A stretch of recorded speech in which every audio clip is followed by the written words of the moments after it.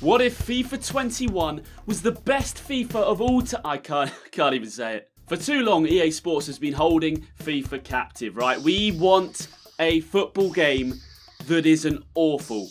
They owe us a better game. And that's what this video is going to be about. How to make FIFA 21, how to just make FIFA in general an enjoyable gaming experience. Welcome back to the channel. If you do go on to enjoy this video, drop a like, subscribe and all that good stuff. We're going to get straight into this with a quick word to our sponsor, OneFootball. Their link at the top of the description. Download their app now to follow the beautiful game.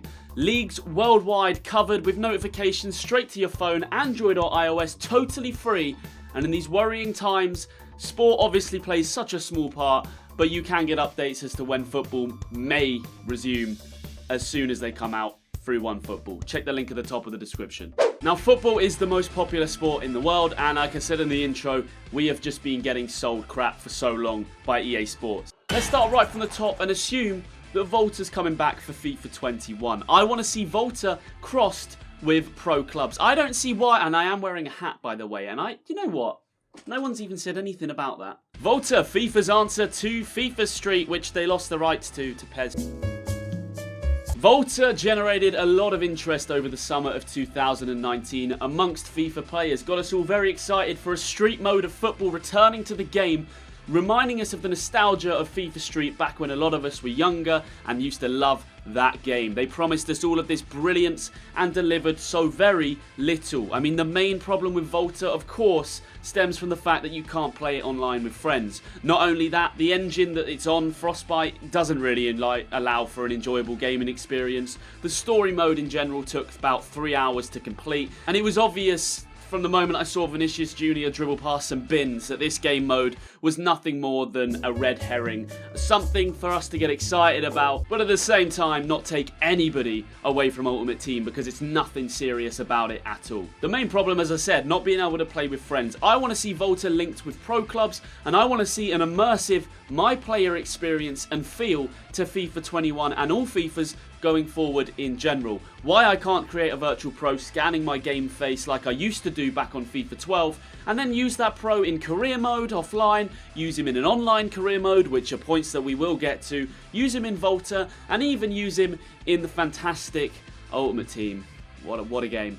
NBA 2K has had more than enough problems, but I think we can see the my park, the my player feel to that game is something missing from EA Sports, right?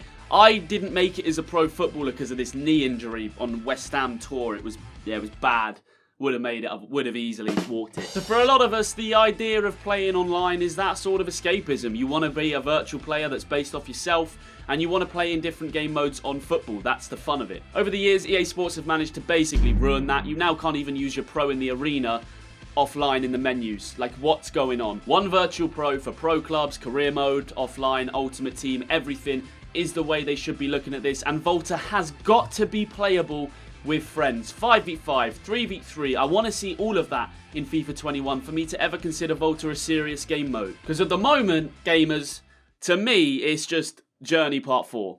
Now, the second point I want to get into is talking about career mode. Probably the most underdeveloped mode in FIFA history. Now, I'm a Pro Clubs fan. Of all the game modes, Pro Clubs is definitely my favourite. But career mode has probably got the most potential alongside clubs, and I have never seen a company take a product that has so much and give so little out. I mean, it's crazy. For the first 3 months of FIFA 20's life cycle, career mode didn't work. Where's online career mode with friends?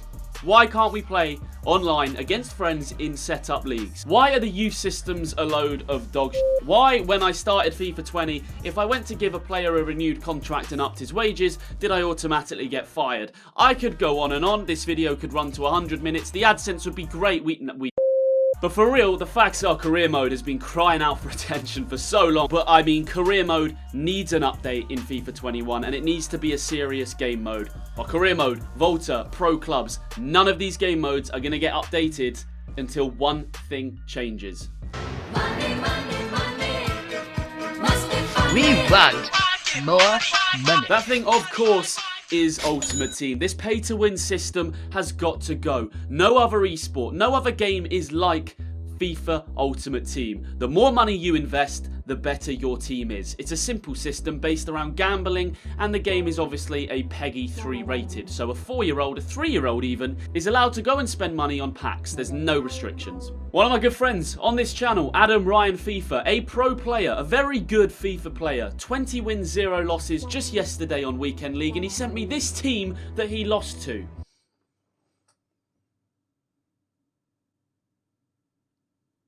That team could be close to some deposits on houses, and I'm not even joking. Using Fortnite and COD, Warzone or whatever as a direct competition, no game is like FIFA Ultimate Team. It pushes an eSports onto you, and it pushes a competitiveness right from the get-go, based around gambling and based around spending money on the game. Now, of course, on other games you can always spend money, but mainly on cosmetic things, right? New skins, new looks to your guy, nothing that affects the game. It would be like dropping into a game of Warzone or Fortnite. The guy next to you's got more money in the bank, so he drops with a full gold loadout and full armor, and you drop with a pistol. Not gonna go great, is it?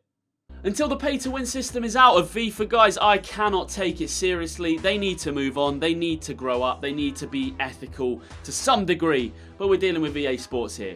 We know what they're all about. Making money. Now, something I massively want to see in FIFA 21 is cross-platform. The ability for Xbox, PlayStation, and even computer players to all play together. With PS5s coming in and the next Xbox generation, we need to see cross-platform, and we need to see an improvement to the game engine and gameplay. Probably the most important thing. If career mode's a bit boring, if Pro Clubs has sort of issues that haven't been fixed, if Ultimate Team's a little bit pay to win, everything comes back to the gameplay, and FIFA 20 for sure has had the dullest gameplay of any FIFA I can remember. It's definitely more balanced and probably enjoyable than FIFA 19, but it really depends on how you define enjoyable, because for sure it is a lot more boring. Ultimately, if the game isn't fun, I don't see why people are going to keep buying it, and this year has been the most boring. They need to make it a balance between Old Tornado Crossing and everybody doing overload bullside and dropping back and having 1-0 games, 0-0 games constantly. I mean, this game is trying to become an esport with a prize pool of $3 million. The game last quarter generated record numbers for EA Sports of $1.4 billion, and you're telling me that $3 million for the World Championship is a good prize pool?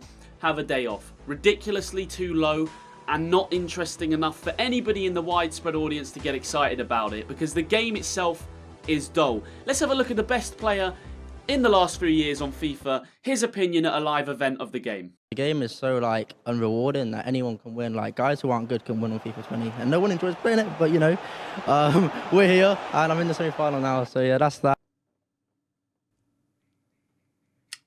So the game's boring, and if you come 10th in the world last year at the World Championships, you take home $750. Who in their right mind is trying to become a pro player? It doesn't make any sense. For me though, and rather controversially, I've been considering an opinion that I got from a good mate of mine on YouTube, Cutsy Gaming, talking about ever since eSports came in and ever since Ultimate Team pushed this weekend league on us from FIFA 17 onwards, the game has got worse. And there's no arguing that point. Now his opinion is ever since eSports have come in, the game has lost being a game. It's lost being fun. It's all about pushing this competitiveness and this weekend league, and it used to be 40 games, and I know it's down to 30 now, but this whole sort of grinding and everybody's got to be the best. And since that push has come, there's no disputing 18 was worse than 17, 19 was definitely worse than 18, and 20 is hard to say it's even better than 19 at this point. Maybe we need to take a step back from esports and actually think, let's just improve this as a game, right? Let's look at career mode, like pro clubs, all of these things, Volta even. They would all be better game modes if we weren't focused solely on Ultimate Team content and pushing these events and pushing all of these things to do with being the best. I don't know, personally, just an interesting opinion that I wanted to voice to you guys, and hopefully some of you leave your opinions on this in the comments section down below. By no means do I think FIFA 21 is going to be better than FIFA 20. Every single year, you're going to see YouTubers like me sit here and go, wow, this is the year that they have to get it right. FIFA 29, they've got to get it right this year, but realistically, EA still have football games by the balls. EA and FIFA are in, obviously, big contracts. All the rights to have players' names and badges and kits and all of these things are pretty much with EA Sports, so they have the football community hostage. Nelly Got Bored spoke about that in a great video that I'll link in the top right now, and if you do enjoy some of the topics that I've covered in this video, go and check out that video because it goes into far more depth than I ever could on EA Sports and some of their dark methods of making money and advertising, gambling, and all of these things to kids. I'm going to close out this video by leaving you with an opinion. I do not think FIFA 21 will be much better.